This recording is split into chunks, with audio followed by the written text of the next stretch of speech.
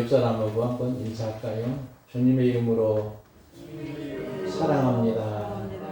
축복합니다. 오늘 주제는 참 목자이신 예수님, 이런 주제로 같이 말씀을 나누겠습니다. 우리가 보통 요한복음 15장 1절 보면 나는 참 포도나무여 그랬죠. 여기 참이란 말이 우리는 보통 일반적으로 생각할 때에 거짓이 없다 이런 의미로도 많이 생각하죠. 물론 그 의미도 포함되지만 실제적인 것은 이제 모형에 대비해서 실체란 뜻이죠. 그러면 예수님은 모형이 아니시고 실체라고 하는 것이죠.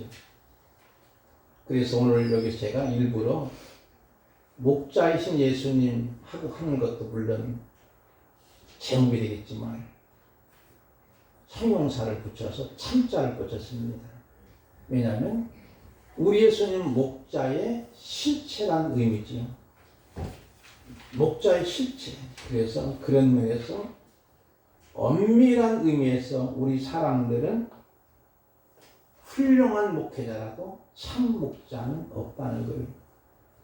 다만 좋은 목자는 많습니다. 우리가 존경하는 베드로 사도, 바울 사도 다 인간에게 예수님은 될 수 없습니다. 바울이 영적으로 최고로 이랬을 때에 그는 고백하기를 오라 나는 공고한 사람이로다. 더 나아가서는 죄인 중에 내가 개순이라고 고백합니다. 이것은 하나님께 더 가까이 가보니 하나님의 영광의 빛이 비치니 자기의 죄가 다 드러남을 깨닫기 때문이지요. 그런 면에서 그는 유대한 목회자지만 참 목자이신 예수님은 아니지. 순교자로서 목자이신 예수님을 닮게 됩니다. 오직 주님만이 참 목자지요. 여러분은 예수님을 닮으셨습니까? 닮으셨습니까? 닮아갑니다. 노력합니다. 닮아야 되지. 왜 그럴까요? 닮는 것은 예수님의 믿는 사람이고, 여러분은 세상에서 예수 쟁이라는 말을 드려야 돼요. 그 말은 땡쟁이, 우리 집안, 처갓 집안에 땡쟁이 하시는 분이 계셨어요. 당숙 어르신인데, 처당숙인데, 지금은 대장간 안 오죠. 근데 여러분이요, 쟁이란 말은 전문가예요. 예수님의 전문가예요. 예수님의 전문가로서 예수님을 닮아지면 음식 맛도 같아지고, 생각도 같아지고, 더 나아가서는 모습도 같아지는 거예요. 우리 집사람하고 저하고 한 5년 사는 것 같아요. 닮아지더라고요. 사람들이 어찌면 닮았느냐고 그러더라고요. 처음에 만났을 때는 하나도 닮았어요. 우리 집사람은 날씬해가지고 우리 어머니가 야, 네 셋이 바람 부르면 날아가겠다. 왜 그러냐면 지금은 그런데 저처럼 뚱뚱해지잖아요. 닮아지는 거예요. 이런 모습입니다. 그러므로 우리는 예수님을 닮기는 닮아도 참 목자는 아니고, 바울 사도, 베드로 사도, 유명한 사도들도 마찬가지예요. 인간은 인간뿐이에요. 성경은 절대로 인간을 자랑하는 영웅전이 아니에요. 유대한 솔로몬 왕이 그의 후대가 서 어떻게 됐을까요? 쫄딱했습니다. 나라는 갈라지게 되고 남쪽과 북쪽으로. 그런 모습은 인간은 인간뿐이라는 거지. 그럼 우리는 솔로몬이 유대한 왕이고 지혜왕이고 어마어마한 부경화를 이뤘으니 주여 나도 솔로몬처럼 되게 해주옵소서. 아니오시다. 우리는 예수님 닮게 하여 주옵소서. 이렇게 기도해야 됩니다. 1절과 2절 말씀 보겠습니다. 내가 진실로 진실로 너에게 이르노니 문을 통하여 양이 우리에 들어가지 아니하고 다른 데로 넘어가는 자도 절도요 강도요. 2절 여러분 시작. 여기 보니까 목자는 자기 양들에게 나가기 위해서 문을 통해서 들어가지만 그리고 또한 자기 양들을 풍성히 먹일 수 있도록 인도하고 안전하게 지키고 심지어는 양을 구하기 위해서 자기 목숨도 걸어요. 그 말씀이 11절과 15절 나옵니다. 한번 찾아볼까요? 11절 우리 김기원사님 읽어주실까요? 11절 말씀. 김명식 원사님. 나는 선한 목자라. 선한 목자는 양들을 위하여 목숨을 버리거니와. 아멘. 선한 목자라. 선한 목자는 양들을 위하여 무엇을 버린다고? 목숨을 버린다고 그랬지. 목숨을 버립니다. 그 다음에 15절 말씀. 우리 전추자 권사님. 아버지께서 나를 아시고 내가 아버지를 아는 것 같으니 나는 양을 위하여 목숨을 버리는가. 아멘. 아멘. 여러분 목숨을 버리는 거예요. 근데 중요한 건 뭐냐면요. 선한 목자가 아니고 울타리로 넘어가는 사람들을 뭐라고 말하냐면은 성경은 분명히 절도요 뭐라 그랬지요? 강도라고 그랬어요. 절도요 강도요. 그들은 양을 훔치기 위해서 죽이려고 하는 자들이에요. 문으로 통하지 않습니다. 오늘날 자칭 메시아, 자칭 예언자, 자기를 영시하는 가짜 목사, 교권을 장악하는 정치권 목사, 세상의 정치와 결탁과 이권을 챙기는 자, 말씀을 벗어날 뿐 아니라 자신의 이익을 위해 이용하는 사람. 예수님 당신은 누굴까요? 바리새인과 서기관들입니다. 사람은 이용의 대상이 아닙니다. 그런데 대부분이 정치권 목사들은 사람을 이용하고 사용해요. 어느 정도 사용하다가 젖이 안 나오면 지구대표. 그렇지만은 우리 예수님 선한 목자, 참 목자이신 예수님은 양을 위해서 목숨을 겁니다. 목숨을 버리는 거예요. 사실 미물의 양을 위해서 자기 생명을 버리는 일이 과연 이해가 될까요? 아무리 예쁜 폴이라도 주인이 생명을 버리고 살려내나요? 생각해 봅시다. 예쁜 강아지. 저도 16년 동안 우리 버버리를 키워봤는데 예뻐요. 버버리를 위해서 내 생명을 던질까요? 우리 지혜 한번 대답해봐. 대답했지요? 버릴 수 있어요? 아니잖아요. 그렇지만 예수님은 우리와 같이 미련하기 짝이 없고 둔하기 짝이 없고 정말로 신경질적이고 어떤 면에서는 정말로 보잘것없는 우리들일지라도 나를 양으로 생각하시고 나를 살리기 위해서 예수님은 목숨을 버린 줄 믿습니다. 하나님의 미랄이 되었습니다. 12장 24절 보니까 하나님 밀이 땅에 떨어져 죽으면 많은 열매를 맺기 위해서 주님은 목숨을 버리신 거예요.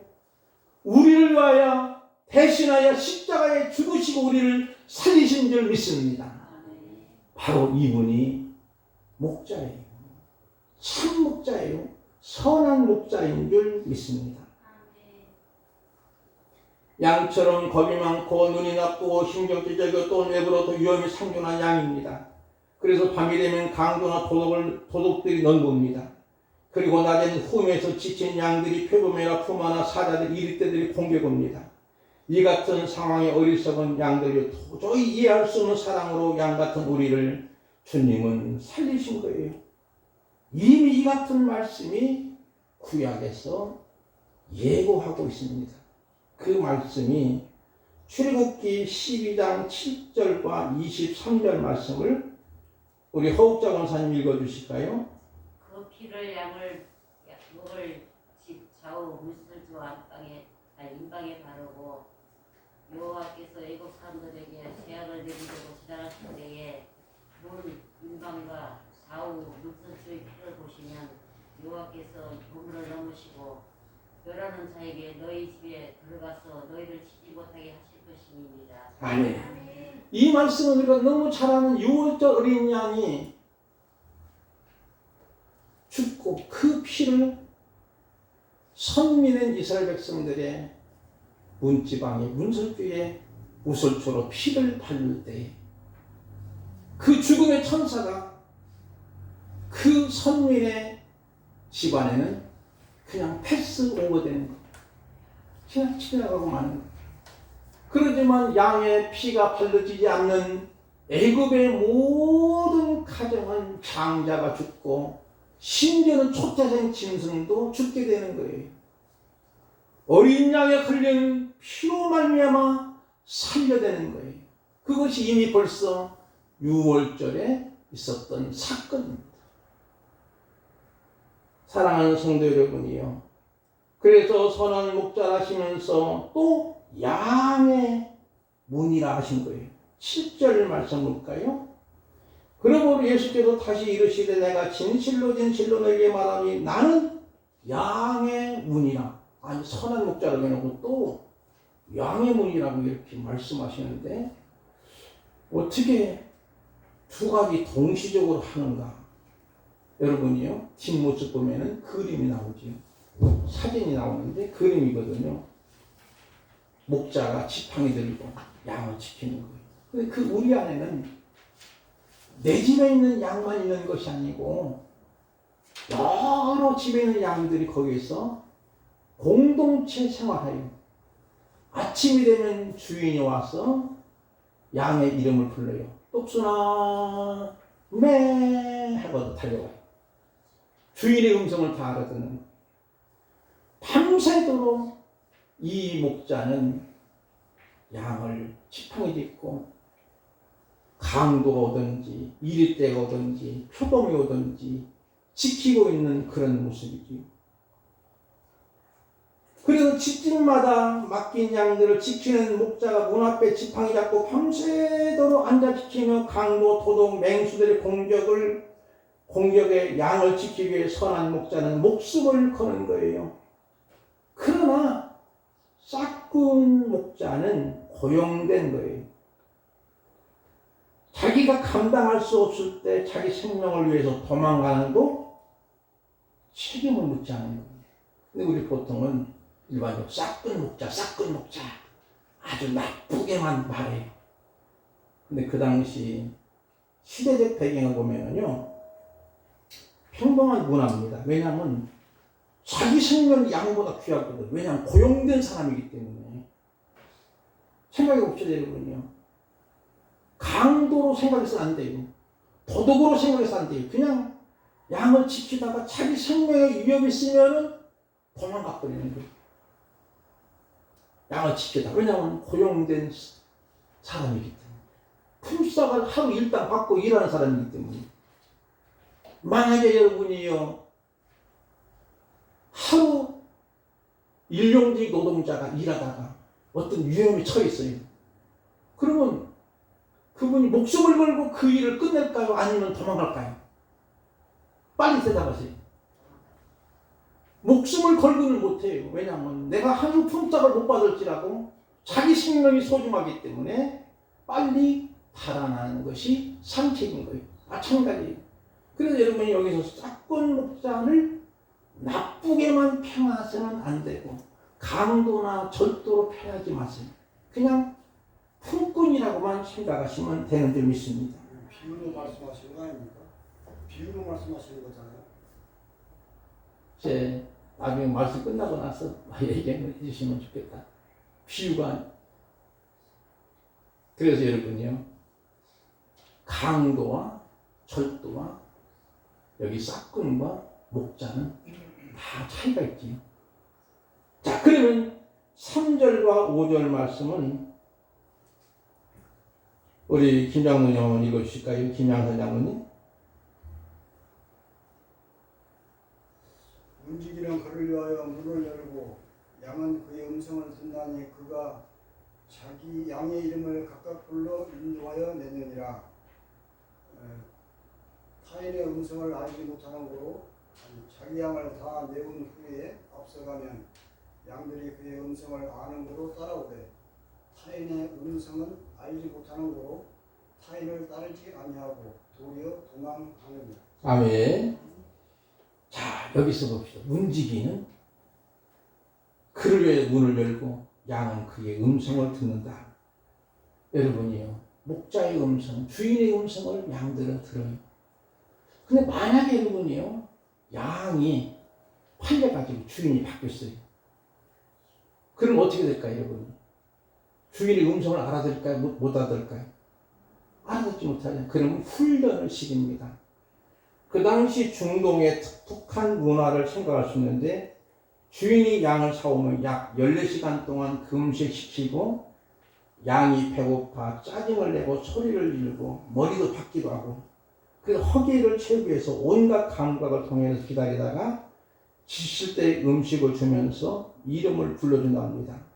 이렇게 여러 번 주인의 음성을 듣는 훈련을 몇 차례 반복하다 보면은 결국은 이 양이 주인의 음성을 알아듣게 돼요.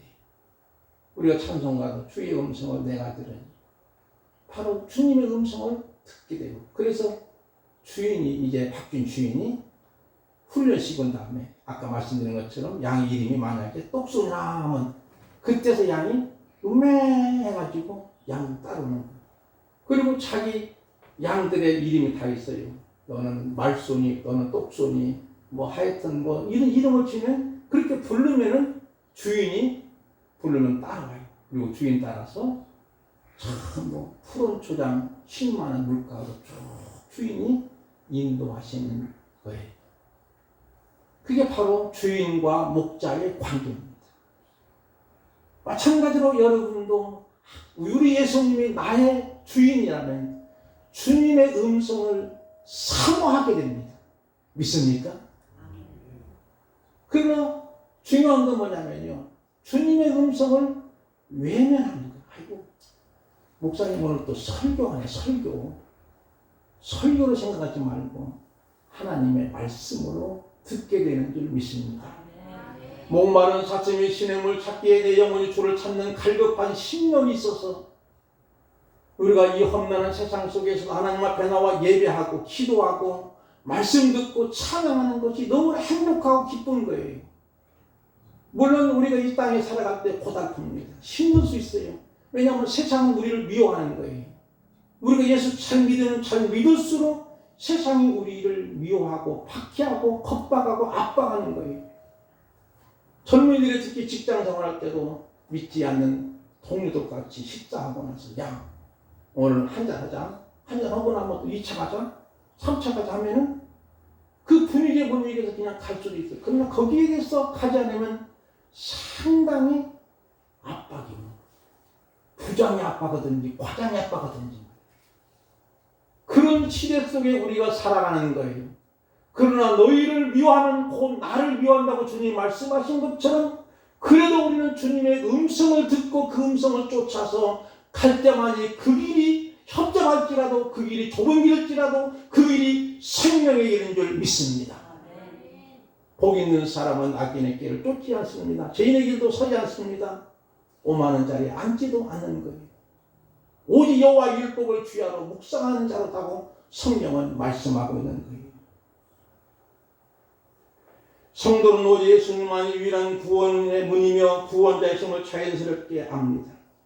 세상이 권하는 다른 길에 눈을 돌리지 않습니다. 성도는 세상이 유혹하는 소리에 넘어가지 않습니다. 세상 소리에 기울이지 않고 우리 오직 주님의 음성에 귀를 기울이게 됩니다. 요한계시록 2장 7절 말씀을 우리 김대 집사님 읽어주실까요? 이기는 자는 성령이 교회들에게 하시는 말씀을 들을지어다. 이기는 그에게는 내가 하나님의 낙원에 있는 생명나무의 열매를 주어 먹게 하리라. 아멘. 뭐라고 나왔지요? 소아시아 교회들에게 편지하고 마지막 부분에 가서 귀 있는 자는 성령이 교다시는 말씀을 들을지어다 하면서 말씀을 듣는 교회에 향해서 생명나무 열매를 먹게 하리라. 생명나무를 주어서 먹게 하는 거예요. 자연스럽게 생명이 살게 되는 줄 믿습니다.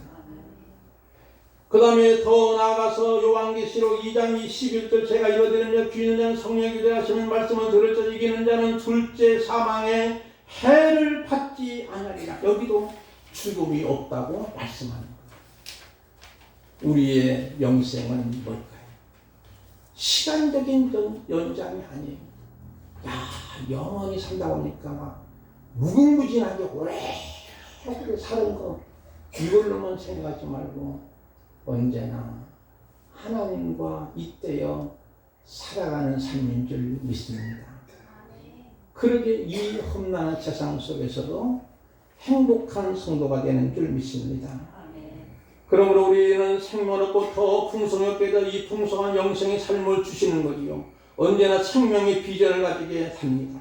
10절 말씀을 보니까 이런 말씀이 나오지요. 너무나 유명한 말씀이죠. 오늘 배울 말씀입니다. 도적이 오는 것은 도둑질하고 죽이고 멸망시키는 것뿐이요 내가 온 것은 양으로 생명을 얻게 하고 더 풍성히 얻게 하려는 것이라. 양이나 도둑이 오는 것은 멸망시키는 거예요. 양 죽이는 거예요.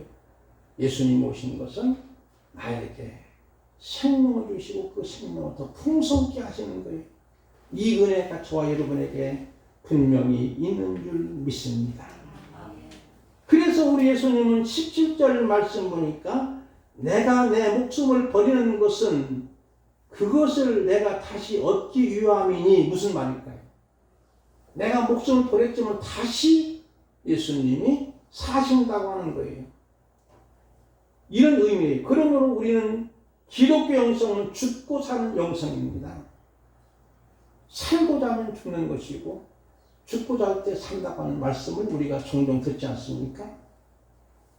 그런 면에서 죽고 죽으면 살게 되는 역설적인 것이 우리 기독교의 참된 모습이지. 왜? 우리 기독교는 십자가의 종교입니다. 십자가 없는 부활은 없는 거예요. 우리의 자신의 모든 옛사람, 우리의 잘못된 생각, 죄악이 죽어지게 되면 죄에 끌리지 않고 언제나 하나님의 음성을 듣기를 기뻐하고 행복해지고 그 음성을 따라서 주님이 인도하시는 대로 가는 줄 믿습니다. 그렇지 않으면 안 듣는 거예요. 그냥 아무리 어마어마한 조건을 걸고도 말씀하더라도 안 듣는 거예요. 왜 그럴까요? 그건 어떤 면에서 주님이 내 주인이 아니기 때문입니다. 그러나 주님이 내 주인이라면 비록 세미한 음성일지라도 주님의 음성을 듣는 안테나가 작동이 잘 돼서 아멘으로 화답하며 따라가는 줄 믿습니다. 이럴 때만이 우리가 진정한 기쁨이 있고 행복 있고 주 안에 사는 것이고 주 안에는 나에게 딴 것이 있으랴 이 신앙적 고백이 찬송가처럼 있게 되는 줄 분명히 믿습니다. 그러므로 우리 기독교 영성은 아까 말씀드린 것처럼 바로 죽고 사는 영성인데 이것을 생각할 것만서 우리가 어떤 일을 만났을 때에 따라합시다. 예수님 같으시면 예수님 같으시면 어떻게 반응하셨을까? 곰곰이 여러분이 생각해야 됩니다. 그러나 인간의 자기의 교만이 있고 자기 고집이 있고 오만 있으면 그것이 안 나와. 예수님은 스스로 하나님의 일이 되고 예수님 자신은 내가 섬김을 받으러 온 것이 아니요 도리어 섬기러 오셨다고 말씀합니다. 우리는 보통 내가 섬김을 받아야지, 내가 굴려야 되지, 내가 그래도 권력을 장악하고. 여러분 생각합시다. 권력을 장악했던 우리의 장로님 대통령들이 기독교에 지대한 영향을 끼쳤을까요? 아닙니다. 많은 분들은 막 기독교가 세력을 확장하자, 그래도 정말 기독교 대통령이 나와야지, 장로님 대통령이 나와야지, 이렇게 말하는 분도 있는데, 나쁜 건 아니지만은 지금까지 전례를 보니까 그러지 못했어요. 세상 권력을 장악하고 돈심을 자랑할 때 오히려 기독교는 민낯이 드러나고 있는 안타까운 모습을 보는 거예요. 우리는 비록 내가 죽을지라도 반드시 하나님 일이 땅에 떨어져 죽지만 많은 열매를 맺는 줄 믿습니다. 그러므로 우리 삶에 존재 울림이 있어야 됩니다. 이렇게 되면 내 자신이 깨어지는 거예요. 그래서 바울 사도도 고린도전서 15장 31절 보니까 형제들아 내가 그래도 예수 안에 주 안에서 가진 바 너에게 대한 나의 자랑을 두고 탄환하니 나는 날마다 죽는. 고린도후서 4장 10절을 보니까 우리가 항상 예수의 죽음을 몸에 짊어지면 예수의 생명이 또한 우리 몸에 나타나게 하려 함이라. 갈라디아 2장 20절 너무나 잘한 말씀이 내가 그리스도와 함께 십자가에 못 박혔나니 그런 즉 이제 내가 사는 것이 아니요 오직 내 안에 그리스도께서 사시는 것이라. 이제 내가 육체 가운데 사는 것은 나를 사랑하사 나를 위하여 자기 자신을 버리신 하나님의 아들을 믿는 믿음 안에서 사는 것이라 그랬어요. 여러분 이해가 되시나요? 내가 내 옛사람이 내 죄가 죽는 거예요. 그것이 비록 예수 안에 사는 삶인 줄 분명히 믿습니다. 그 사람은 목자 되신 예수님의 음성을 딱 듣고 언제나 목자님 예수님께서 자기 생명을 걸고도 우리를 지키시는 줄 믿습니다. 그러므로 우리는 오늘 말씀의 결론적으로 16절 보니까 이제 또 우리의 들지 아니한 다른 양들이 내게 있어. 아직도 우리 안에 들어오지 않던 양들이 있다는 거예요. 가난한 성도들이 있다는 거죠. 내가 인도하여 터이니 그들이 내 음성을 듣고 한 무리간에 한 목자가 있으리라. 목자가 있으리라. 그러면 우리는 아직도 교회 밖에 있는 가난한 성도들, 잃어버린 양들이 많은 거예요. 그 양을 찾기 위해서는 주님이 시몬 베드로에게 7 제자가 다시 디베레 바닷가에서 고기 잡으러 갈 때 예수님이 친히 가시는 거예요. 밤새도록 그들이 그물을 던졌지만 한 마리 고기도 잡지 못하지만 예수님이 그들을 향해서 얘들아 배 오른쪽에 그물을 던져봐잉. 그대로 그들이 순종했더니 153마리 큰 물고기가 잡히는 거예요. 그리고 예수님은 친히 그들에게 아침밥을 해주고 생선도 구워서 같이 먹고, 그러면서 주님은 시몬 베드로에게 시몬아 네가 나를 사랑하느냐? 주여 제가 주님을 사랑하는 줄 주님이 아시지 않습니까? 대답을 자신 있게 못하는 거예요. 3번이나 질문합니다. 그때마다 베드로는 그렇게 대답할 때 내 양을 먹이라, 내 양을 치라, 내 양을 먹이라 목양 사역을 맡기는 거예요. 오늘 저와 여러분도 마찬가지입니다. 우리는 교회 안에 있는 양도 소중하지만 교회 밖에 있는 양도 엄청 소중한 거예요. 한 마리 잃은 양을 찾기 위해서 우리 주님은 홍산두령을 넘고 그 양을 마침내 찾게 되니까 그 양을 어깨에 메고 우리 안에 들어오면서 집 안에 들어오고 손님들을 불러놓고 동네 사람 불러놓고 이 양이 돌아왔다고 잔치를 벌이는 거예요. 기뻐하는 모습처럼 주님을 기쁘시게 하는 저와 여러분의 삶이 되시기를, 멋진 성도가 되기를 주님의 이름으로 축복을 드립니다. 우리 찬송 드리고 기도하겠습니다.